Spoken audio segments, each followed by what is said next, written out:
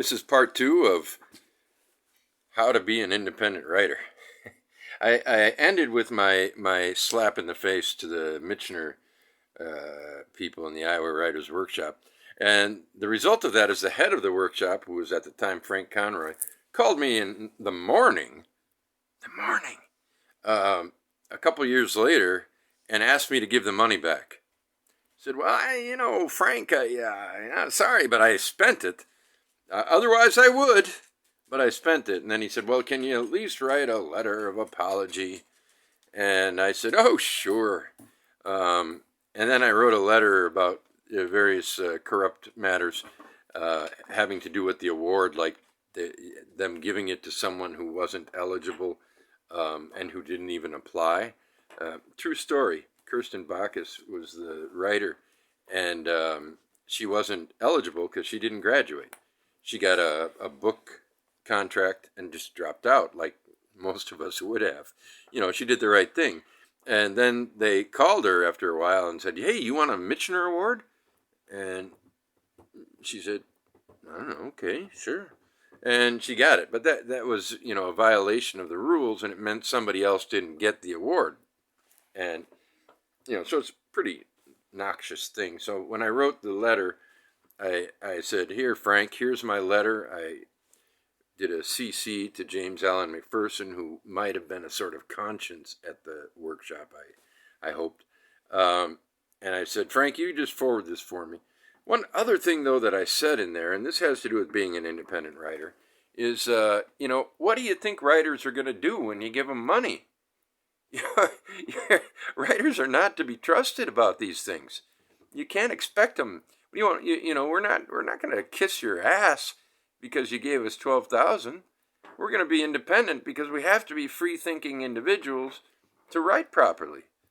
And so that's another thing I want to say. Be a free-thinking individual. I'm sure that most people who contact me or buy my book are free-thinking individuals. Or else why would they be interested in a book like The Manifold Destiny of Eddie Vegas, which is, it's not a typical novel. There's a lot of earthy stuff in there.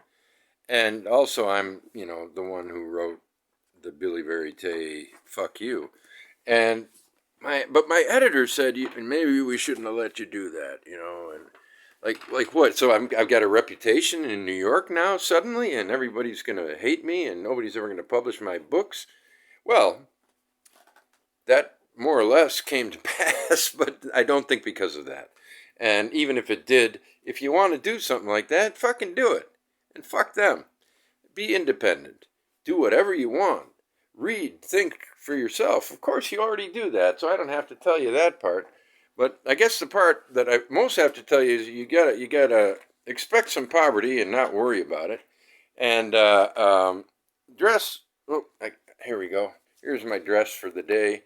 This is a T-shirt that I bought in India for probably the equivalent of €1. And then there's my veshti, also from India. And I am wearing underwear, which cost more than the veshti and T-shirt together at the local cheap shop. So, the hat cost, was a genuine hat from the region of Marche, Italy. And I think you should always have a hat. That's optional, but it's my advice. Always have a hat.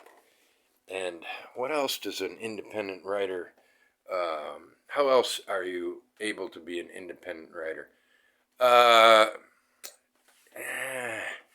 If you get an agent, do not treat the agent with special regard. And remember, the agent is a parasite. And maybe there's a good agent out there. Probably there are. But they tend to say things like, I got a really good friend who loves my work and has many times approached his own agent. He's been very successful writing some very good, I guess what's called young adult fiction, but I've read them, and they're really good. My son's read the cycle of his books many, many times. And his agent, when he considered me the most, at one time he said, "I got enough writers who write interesting stuff that I can't sell." So, I mean, that's a corrupt mind. That's a corrupted agent. That's an agent who doesn't give a shit about literature. And if I went into the stories about my own agent, the problems I've had with my own agent, this would be not about independent writers. It would be about another asshole. I opened this two-part thing with a tale of an asshole. This asshole, my agent, was a sociopath, literally. His name is Warren Fraser. You should never mention someone's name like that. But his name is, or was, Warren Fraser. And my opinion is he's a sociopath. And I could back that up, I think. And so don't go to Warren Fraser. If you do, whatever you do, do not go to Warren Fraser. So agents are tough to deal. Editors, you might have a different kind of luck with editors. If you get a book sold, then you deal with an editor. Editors are trying, but they're under a lot of financial pressure. Sometime I'm doing a kind of I don't know what do they call this, a panoramic view? Yeah. Well, editors are under a lot of financial pressure, and sometime probably in the 90s, they had to start making charts. Probably what do they call that thing on the fucking computer? You feel anyway. The thing is, they had to start saying how many books, how many would sell, how much should they order, how much money are we going to make on this? They had to fill this all out. They had to be kind of like fortune-telling accountants. And when you try to appreciate literature under those conditions, you'll stop appreciating literature. Because you start thinking, well, okay, I'm having a problem with selling Eddie Vegas right now. And the reason is that it's too big. It's most of the people who watch this are going to be fans of what's now called the maximalist novel. It's a 717-page book, and every page has to be there.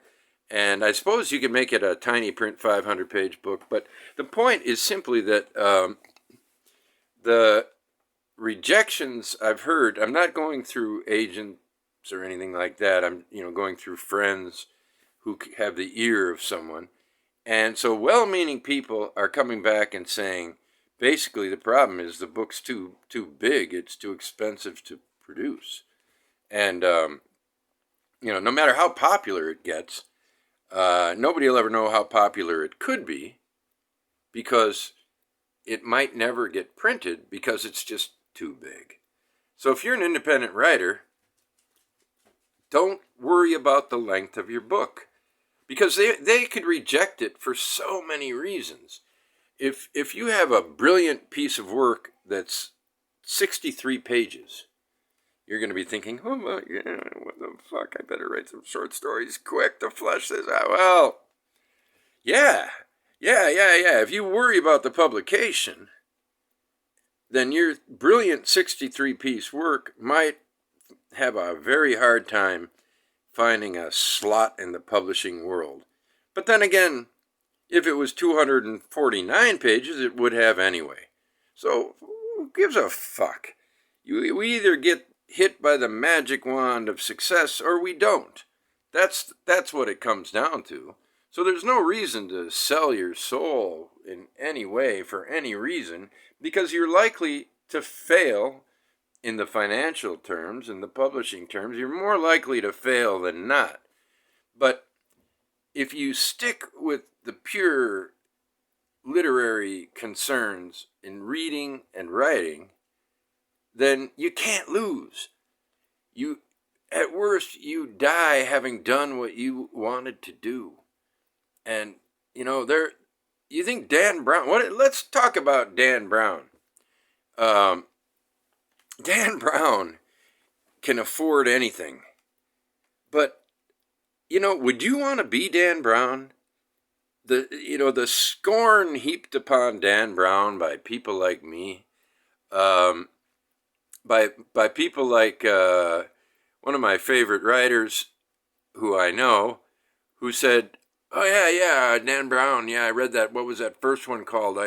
I stopped on the I think it was in the first paragraph, maybe just the first page, uh, when someone was getting killed and said, and Dan Brown had written, 'No,' he said slowly." I'm not sure if that's exactly what it was, but I think that's what it was. But I mean, people who are being killed don't say anything slowly, unless they're stuttering to think of the right thing. But, as you're getting the knife plunged in, no,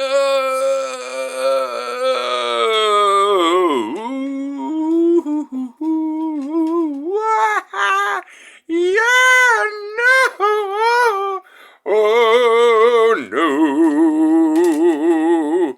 That's what I picture when "no," he said slowly. So anyway, that's yet another thing. I think you should have companionship of a kind that doesn't speak. I use a dog. He's my pal always, and other people. You're don't if your hey, your husband or wife is not a literary person, don't force them to be, and don't that's another thing about being an independent writer, is that not all of us are lucky enough to meet the writing mate of our dreams, but don't pressure them to read your work. Let them live in peace, because otherwise it just turns into a sort of erosional factor in your life, try make sure they understand the pain of being a misunderstood writer, or someone who and appreciate the devotion you have to your writing, and that's key. The devotion to your writing, they should appreciate that. If they don't, fuck them, get rid of them. But anyway, if they can't, if they don't really want to read the same stuff you do, well, most people don't either. Most human beings don't want to read what I write. If I published my book and the publisher sold 50,000, that's not a lot, but it's enough. It's definitely enough, but it's still not a lot. It's still a minority. So don't ever judge anybody by that factor.